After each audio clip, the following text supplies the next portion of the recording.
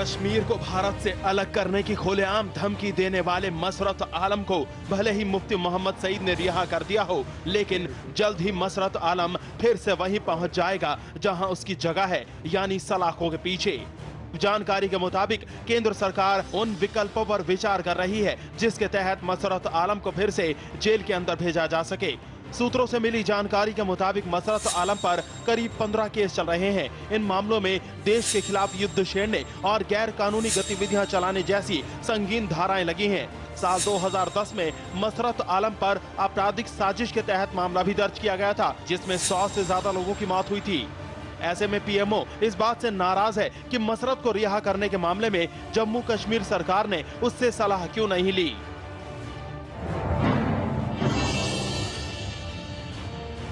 मसरत की रिहाई के मामले में गृह मंत्रालय भी एक्शन में आ गया है। केंद्रीय गृह मंत्री राजनाथ सिंह ने इस मामले को लेकर मंत्रालय के वरिष्ठ अधिकारियों से बात की है। गृह मंत्रालय ने मुफ्ती सरकार से वो रिपोर्ट भी तलब की है जिसके आधार पर मसरत को रिहा किया गया। सूत्रों के मुताबिक केंद्रीय गृह सचिव एलसी गोयल ने जम्मू कश्मीर के पुलिस महानिदेशक से पूछा है कि मसरत आलम को रिहा करने के पीछे क्या वजह थी। गृह मंत्रालय में कश्मीर डिवीजन के अधिकारी रविवार को भी दफ्तर में देखे गए। बताया जा रहा है कि मंत्रालय के अधिकारी मसरत से जुड़े मामलों की जानकारी जुटाने में लगे रहे। मसरत की रिहाई को लेकर केंद्र सरकार सबके निशाने पर है। इस मामले पर आज संसद में भी सरकार की किरकिरी हो सकती है। विपक्षी दल मसरत को रिहा करने के मुफ्ती के फैसले पर सरकार को घेर सकते हैं। अब देखना है कि सरकार अलगाववादी मसरत आलम की रिहाई पर क्या जवाब देती है। हालांकि सरकार के जवाब से ज्यादा अहम यह है कि मसरत कब सलाखों के पीछे जाता है। आदरणीय अध्यक्ष महोदय जी, सदन में और देश में जो आक्रोश है, उस आक्रोश में मैं भी मेरा स्वर मिलाता हूं।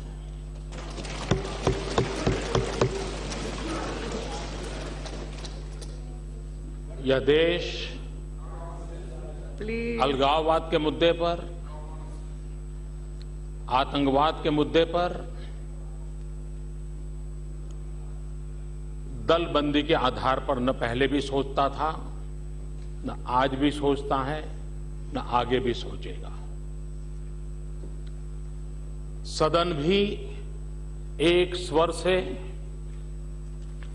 इस प्रकार की किसी भी हरकत के प्रति अपना आक्रोश भी व्यक्त करें, जो आज किया है। और मैं इस सदन को विश्वास दिलाता हूं, मैं देश को विश्वास दिलाता हूं कि सरकार बनने के बाद जो कुछ भी गतिविधियां हो रही हैं, न वो भारत सरकार से मशवरा कर करके हो रही हैं, न भारत सरकार को जानकारी दे करके हो रही हैं, और इसलिए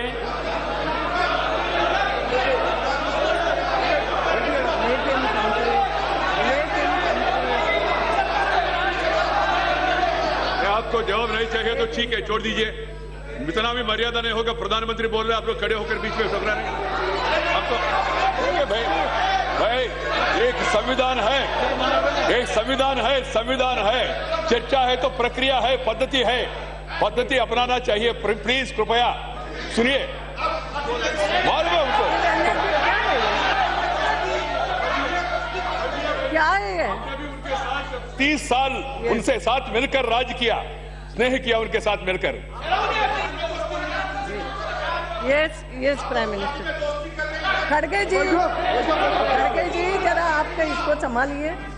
ये भी नहीं होता है। और आप दोनों, आप तो बैठे बैठे नहीं बोलते ऐसे, क्या थोड़ा तो समझिए। मेरा इस सदन के माननीय सदस्यों से आग्रह है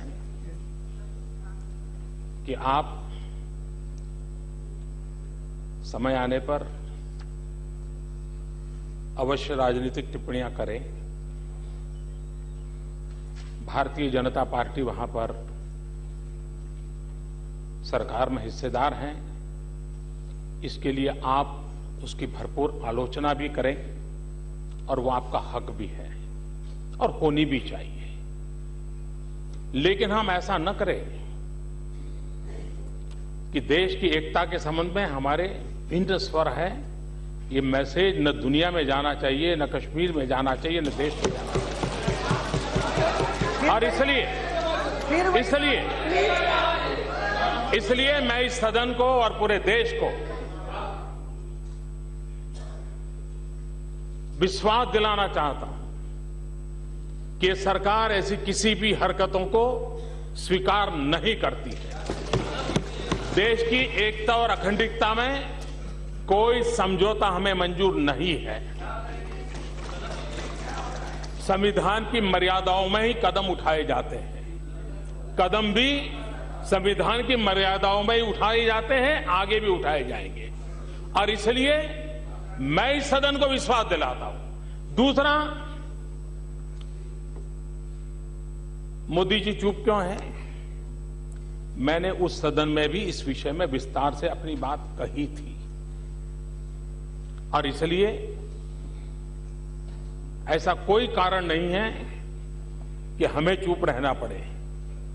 हम इन विषयों में वो लोग हैं जिन्होंने इन्हीं आदर्शों के लिए श्यामा प्रसाद मुखर्जी को बलि दिया है और इसलिए कृपा करके हमें देशभक्ति मत सिखाएं, कृपा करके हमें देशभक्ति मत सिखाएं।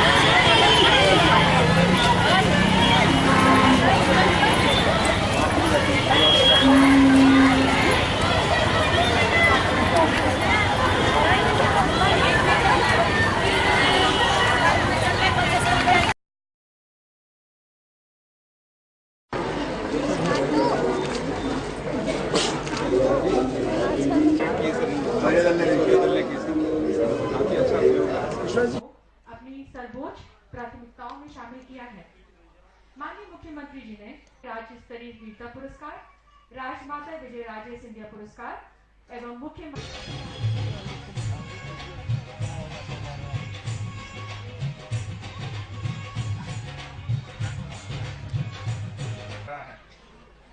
प्रदेश में विभिन्न विभागों द्वारा महिलाओं और बच्चों के सर्वांगीण विकास से संबंधित योजनाओं के क्रियान्वयन में समन्वय की भूमिका निभा रहे हैं ताकि इन सभी योजनाओं का लाभ हितग्राहियों तक पहुंच सके।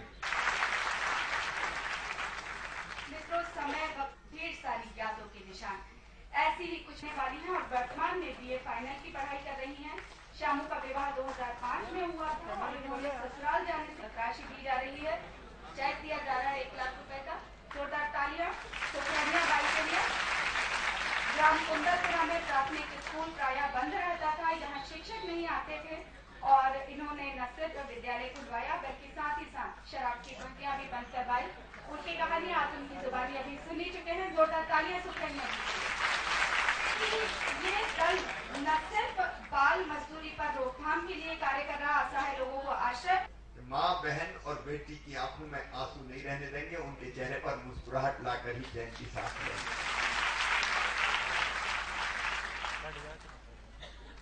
मेरे लिए माँ, बहन और बेटियां केवल श्रद्धा है और मैं ये कहूं तो अतिशयोक्ति नहीं होगी कि शायद मेरी इस जन्म का, मेरी इस जिंदगी का सबसे बड़ा मिशन अगर कोई है तो माँ, बहन और बेटियों का सशक्तिकरण है। उसके लिए पूरी जिंदगी खपाने को तैयार हूं, पूरी जिंदगी लगाने को तैयार हूं।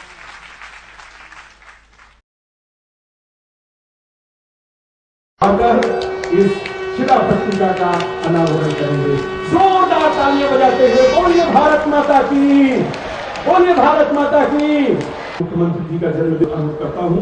उनके सत्कार के लिए हमारे माननीय विधायक श्री रामेश्वर शर्मा आए और पुष्प माला पुष्प गुच्छ और इसके अलावा कलिया सोच रहवासी संघर्ष मोर्चा की ओर से हम अनुरोध करेंगे अरुण तिवारी।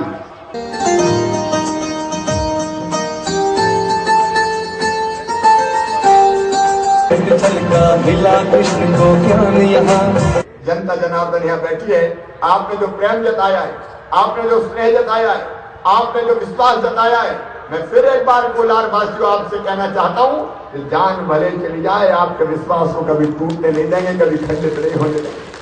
आज पगड़ी बांध के स्वागत किया है। पगड़ी से बड़ा मान और सम्मान हिंदुस्तान में कोई होता नहीं है। मैं आपको वचन देता हूँ कि आपका मान, आपका सम्मान और आपकी शान पे कभी शिवराज सिंह चौहान पट्टा नहीं लगने देगा बहनों और भाइयों। लेकिन इतने बड़े कोलार में पीने का पानी नहीं था। पीने का पानी टैंकरों से आए, पीने का पानी हैंडपंप से आए, पीने का पानी ट्यूबवेल से आए। सचमुच में जब मैंने सुना तो मुझे लगा कि बिन पानी की दुनिया चलती है क्या? रहीमन पानी राखिए, बिन पानी सब सून। और जल्दी यहाँ पेयजल की योजना का काम प्रारंभ होगा। मेरी बहनों, तुम्हें पानी के लिए दर दर की ठोकरें नहीं खानी पड़ेगी।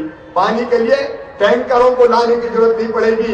हर घर में नल कनेक्शन देके टोंटी वाले नल से पानी पहुंचाएंगे। टोंटी खोलो तो पानी घर में आएगा मेरे बहनों और भाइयों।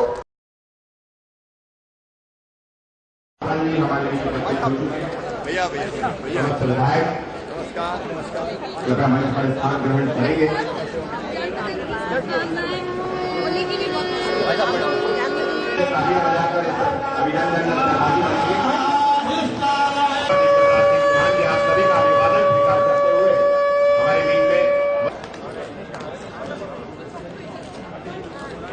निवेदन करना चाहूंगा, आग्रह करना चाहूंगा, इस अवसर पर हम सबके बीच में उपस्थित अपना उद्बोधन यहाँ प्रदान करें। माननीय कैलाश साहब को देखा है, सबसे बहुत निकटता की बात तो मैं कर माननीय सुरेंद्रनाथ सिंह जी हमारे बीच उपस्थित हैं। मैं उनसे निवेदन करूंगा, माननीय मुख्यमंत्री शिवराज सिंह चौहान जी को पुष्प भेंट कर अभिनंदन करेंगे। सभी स्वागत करने के लिए यहाँ उपस्थित हुए हैं। उसके पूर्व मैं निवेदन करूंगा, आप सभी के बुजुर्ग बाबा हमारे बीच आए हैं, तिलक लगाकर अभिनंदन करके आशीर्वाद देते हुए हम सबके बीच में बुजुर्ग दादा हमारे बीच उपस्थित हैं। और मेरा सौभाग्य, सारे धर्म गुरु यहाँ पधारे हुए, मैं उनको प्रणाम करता हूँ, नमस्कार करता हूँ, आशीर्वाद देने पधारे हुए। इस कार्यक्रम में मुझे स्नेह और आशीर्वाद देने पधारे मेरे बहनों भाइयों, आपने मुझे स्नेह और आशीर्वाद की वर्षा की है। मैं केवल आपको एक वचन देता हूं, यह संकल्प है। मैंने कहा जन्मदिन मेरे लिए जन्मदिन नहीं, संकल्प दिवस है। और मैं जो बोलता हूं अंतरात्मा से बोलता हूं, हृदय से बोलता हूं। 2400 घंटे, 7 दिन एक ही धुन लगी है, एक ही लगन लगी है कि अपने मध्य प्रदेश के लिए और बेहतर कैसे करूं, और अच्छा क्या करूं, कैसे प्रगति और विकास के पथ पर ले जाऊं।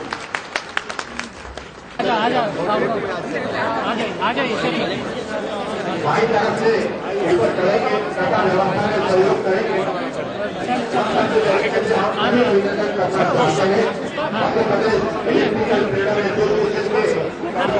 निवेदन करता हूँ, माननीय मुख्यमंत्री शिवराज सिंह चौहान जी का